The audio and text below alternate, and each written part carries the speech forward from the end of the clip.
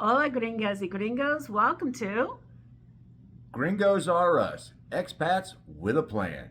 And we're going off script this week and just give you one last update video before we hit the road.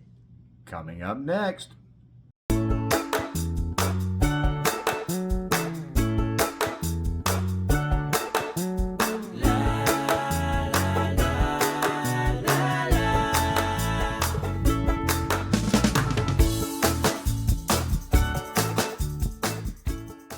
Well, welcome back. And so, what are we talking about, Mark? Well, the last thing we really have to get done before we depart, and yes, it is only under 100 hours now until we are on the road. Clock is ticking. Not that we're counting down or anything, but seeing snowflakes in the air this morning made us realize we're ready to go south. It's cold. It's real cold. It's cold. But the last thing that we have to get done was start with filling out all of our paperwork for our facilitator so that we can get that taken care of in the first 30 days once we get into Querétaro. So I think what I'm going to share with you, and by no means, this is not a 100% endorsement. This is just people that we chose to work with because of maybe we thought they had good reviews online, or it's just the ease and the expediency. But I'm going to share with you the insurance broker that we went with to get automotive insurance. And it ended up costing about $400 for full coverage insurance for a year. And I did compare the three plans that they offered, that they worked with, the three companies. Mm-hmm. And the one that you're probably most familiar with wasn't even the best option. So I'm going to insert that, at least a screenshot of it, up here. there. Somewhere. Look like Mick Fleetwood. I mean, I can't even tell you right now what the name of the company is. I'm so sorry, but I promise it's not going to be the one you think that you see all the time. It was a different one, and it was about $400 for the whole year. Which is not bad. Not at all. Especially compared to what the cost here in the States is. Of course, we're only having to do one car now because we finally got rid of the other car, so we're down to just the one. Yes, we finally sold the other car yesterday. So we chose a facilitator. Yes. I can tell you it's Yvonne Pavan with Host Relocation Querétaro. Which we got her name through Mariana, didn't we? From Mexico Relocation Guide. Not just Mariana.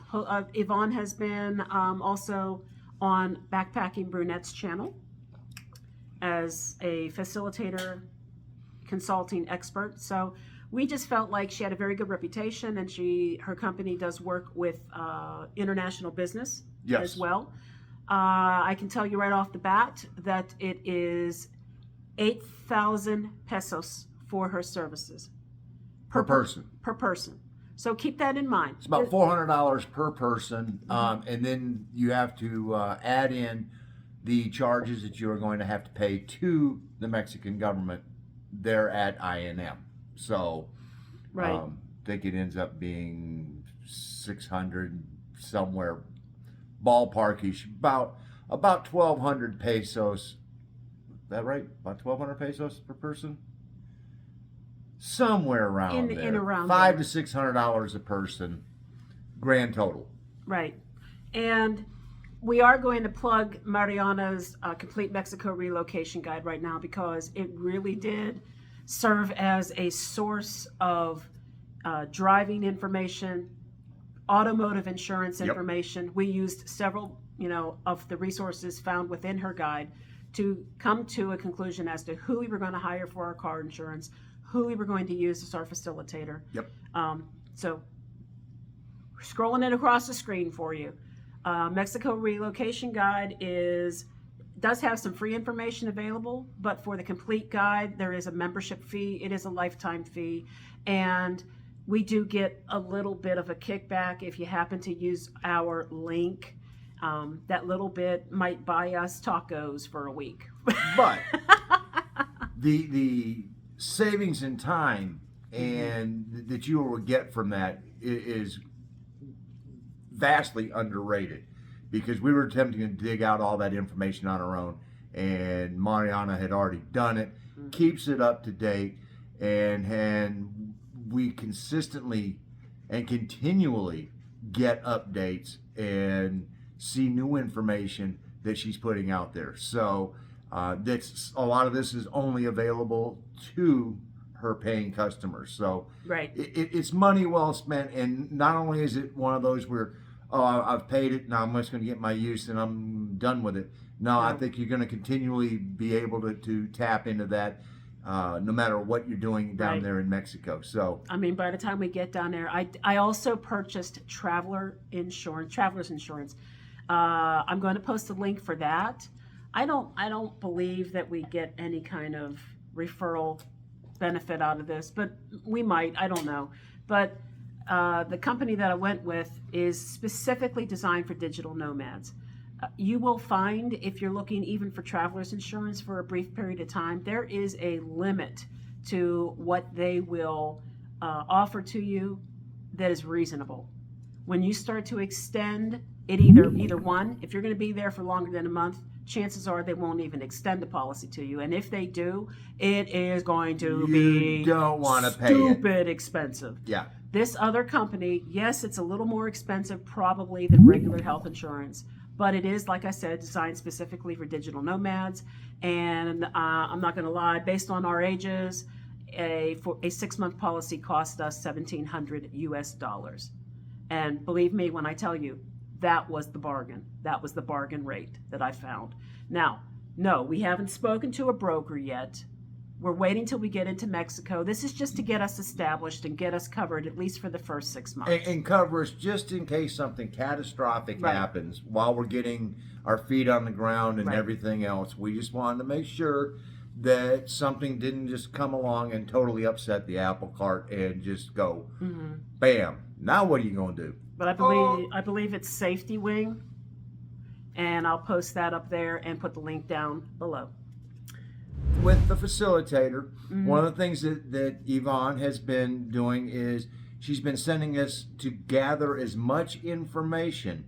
We've been getting spreadsheets from her to fill out so that she has all of the data that she needs, because apparently in Mexico right now, there is a, what's the right word to say? They have been putting a governor on the number of INM appointments. They've really throttled them back, and they're only getting a X number per day. And if you're not in line when they hand out the numbers, or if you're not inside the certain numbers, if you're number 31 and they decide they're only doing 30 that day, bye. You got to start over the next day. You're back in line the next morning. So, and let me just say, a lot of you may be following Facebook groups and whatnot, and maybe you've seen the article posted recently that basically has stated that there has been an 88% uptick in people applying for residency since 2019. 88%. So that probably explains. You mean there's a wave at the border going both ways? Basically. There's one coming this way and there's one going that way. So Mexico really has seen a huge increase in the number of people that they have to process, and that's probably got a lot to do with why there's these lines and the limits on how many they'll do a day, and available appointments at both consulates and at INM. Just keep that in mind. Just saying. Well, and it's also one of the reasons that we, way back in March or April, when we filmed the do this before you prepare to get should ready we be concerned up there, that they have been steadily increasing the financial requirements, but there's also only so much that the INM offices are going to be capable of processing. Right. And is it going to be something where there might suddenly become a quota? And we're not saying we anything, don't know. We don't know, but I mean, it leans that way. There may come a day if they're getting overwhelmed, there may come a day where they say we're only going to do this many per year. Until we can catch Right. the system back up, and you know they're rapidly trying to implement the system, computerized and changing the way that they have done the FMMs on the planes and everything else. And some of the bigger airports have gone to, you don't need the paper, they just do it straight through stamping your passport. So there's a lot of changes that have been going on, and we're always wondering, okay, are they going to be able to get all of the snafus out of the system before the system just goes, we're full, what are we going to do? You know, so there's lots of things to keep in mind. So if you're contemplating the move, I would say start quickly. Well, You don't have to move there, but if you get the residency, you've got it in your back pocket. but And we're at the point now where January is going to be here. The increase is going to be here. Well, the I mean, it's almost impossible at this point if you haven't started yet. No. I'm not saying to do it to beat the increase. I'm saying do it to beat it before they implement a quota system. And Okay, true. you know, I mean, no. Next year it's going to go up probably 20% again, and or somewhere in that ballpark. But you know, if you're contemplating doing it, do it. Just do it. So that you can get the residency. Right. Then you go down, you spend a month in glorious Mexico, which doesn't do any of us any harm, and get your residency card, and you don't have to move there until you're ready to Until go. you're ready to go. Just have it. Just have the residency in your back pocket and go when you're ready.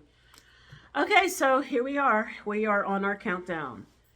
Tomorrow will be Sunday, and that's probably the day I'm going to try to get this uploaded because, unfortunately, my mother-in-law has been at the beach. For a month. And good for her.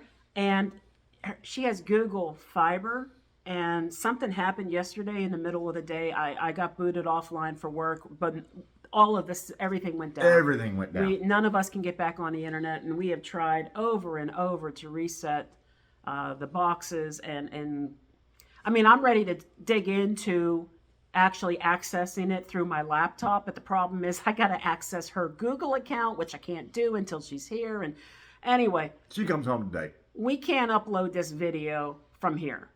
But But tomorrow.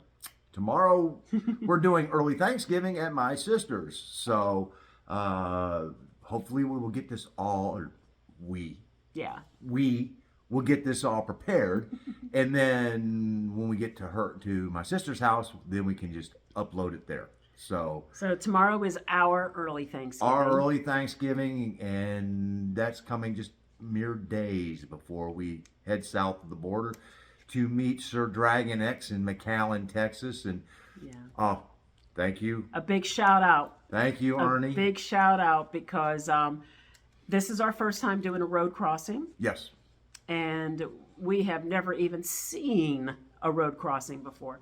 He's going to help navigate us into doing the tip process. We've never done it in person. We don't know what to expect. And, you know, to have somebody who goes, well, yeah, we're going to go to this side of the building first, and then we're going to come across to this side of the building to get your Right. tip, and then you're going to go to this window to pay for your, you know, it's like, gracias, Ernie. He's going to shepherd us Yes. like little lost lambs.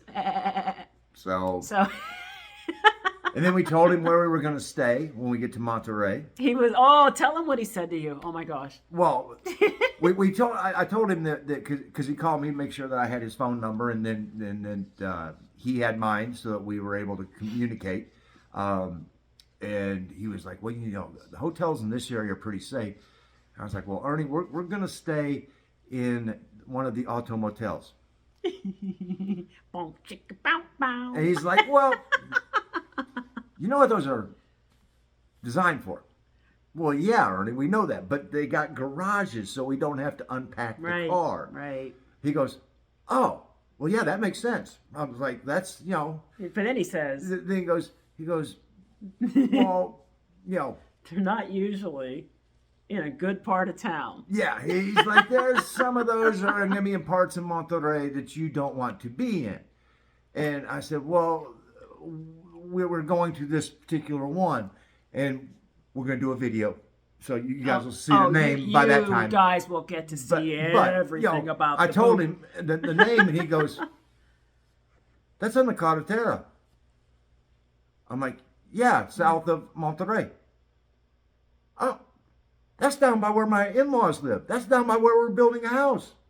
Yeah, you're safe down there. Boom. Oh, thank you. All right. You know, so applause. yes, Yay. we scouted well and got lucky. You chose wisely. Yes. So that's coming up. And then when we cross the border, okay, so he's gonna caravan with us to Monterrey, yes. right?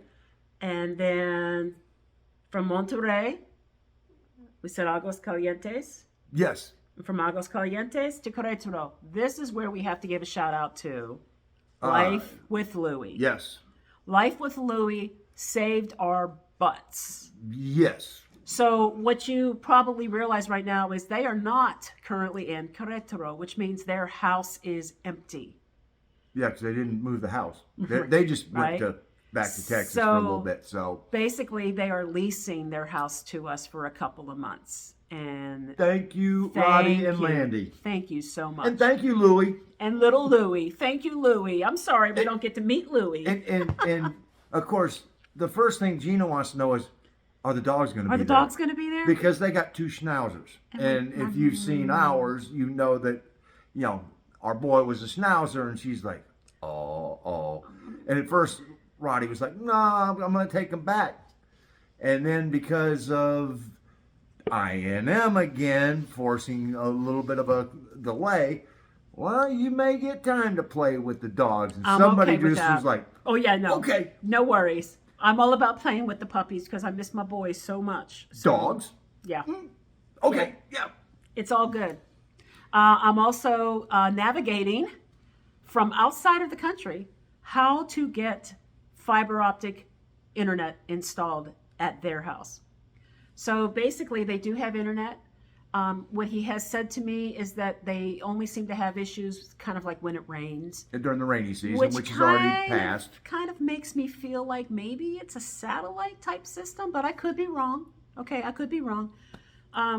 But the fiber was available. Now, unfortunately, when I contacted Quattrocom, basically what I'm hearing is they are offering me a 15 meg or a 25 meg fiber plan. Now, let me just tell you right now, I'm hesitant. I'm hesitant to pay to have this installed. It would cost us $50 to install it and about $35, $40 a month for the 25 meg plan. And I'm fine with those fees. My issue is 25 megs? I mean, that's fiber? Really? I mean, I kind of... Right? Back in the days of you got mail. No, I mean, it is faster than that. It's faster than dial-up, actually, but... No, you didn't pick up the phone, did you? Oh, God, stop. You're giving me nightmares. Nightmares. Back when a Gateway 2000 computer with 8 megs was like, boom! I was this close to getting Metallica's Master of Puppets. Screw you, Lars. Anyway, but and Napster just went off because you picked the phone up. But enough about that. Where's the dreams that I've been after? Anyway, and hey, solid Master of Puppets lover here. And someday I may share the incredible story of me getting totally stoned by myself listening to Master of Puppets. But that's another story for another day from 1986. Anyway. No Chapelinis or Mezcal involved either. No. Boy, that was another day. Yeah. Anyway, so yeah, the thing is they do have internet there, but they weren't able to tell me what the speed was. And I'm really contemplating right now, just waiting till we get there to see what the speed is, because 25 megs, if that's the best fiber we can get, is it really worth it for me to pay to have that installed for 2 months of use, and it's not even going to be much of a boost? Well, I can get you some bran flakes. Fiber. I take fiber. Oh, I'm just... I am very regular. Okay. Anyway. But anyway, so 25, we go fiber optic here in the States, and we go, Oh, we're talking hundreds. 50 to 100 minimum. Minimum. A couple things coming up. Obviously, we're going to be seeing Sirdragonx down at the border, and there's going to be a collaboration that is in the works. Not quite sure whether we do it down there in McAllen or we wait till we get to SMA a few months from now. But there will definitely be one coming between Retired Life in Mexico, No Bull, and Gringos Are Us. We also have some potential collaborations coming up in Querétaro with a couple different channels.